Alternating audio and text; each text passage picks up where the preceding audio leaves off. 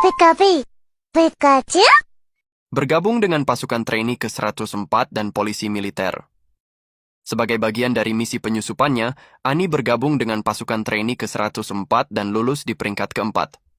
Setelah lulus, ia memilih untuk masuk ke polisi militer yang memungkinkannya mengakses informasi dan berada lebih dekat dengan pusat kekuasaan di tembok Sina. Ahli bela diri tangan kosong. Ani adalah petarung tangan kosong yang sangat terampil.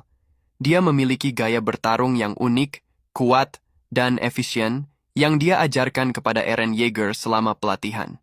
Keterampilan ini sangat efektif baik dalam bentuk manusia maupun Titan. Kepribadian dingin dan introvert. Annie dikenal dengan kepribadiannya yang dingin, pendiam, apatis, dan seringkali tampak tidak peduli. Dia jarang menunjukkan emosi dan menjaga jarak dari orang lain. Namun di balik itu, ia memiliki sisi emosional yang tersembunyi dan rasa bersalah atas tindakan-tindakannya. Motivasi utamanya, ayah angkatnya.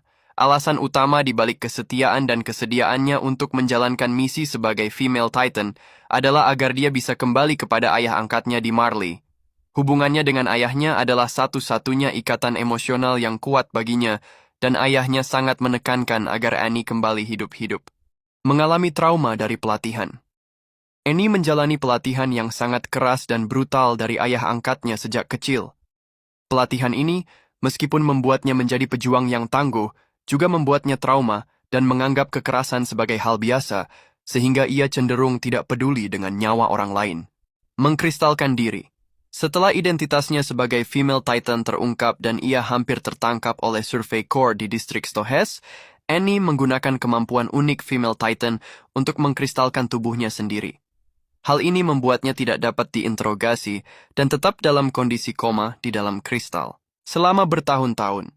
Keputusan ini, meskipun tampak putus asa, sebenarnya adalah langkah strategis untuk melindungi informasi dan menghindari pengkhianatan kepada Marley. Memiliki rasa bersalah dan penyesalan. Meskipun terlihat kejam, Annie sebenarnya menyimpan rasa bersalah yang besar atas kematian rekan-rekannya, termasuk Marco, dan kerusakan yang dia sebabkan. Dia sering merenungkan tindakannya dan menunjukkan penyesalan dalam beberapa adegan kilas balik, atau ketika dia akhirnya terbangun dari kristalnya. Bangun setelah 4 tahun. Annie akhirnya terbangun dari kristalnya setelah Eren mengaktifkan Rumbling. Selama 4 tahun dalam kristalnya, ia tetap sadar sebagian dan bisa mendengar percakapan Armin dan Hitch yang mengunjunginya. Ini memberinya perspektif baru dan membuatnya mempertanyakan banyak hal. Subscribe jika kamu suka konten anime seperti ini. Terima kasih.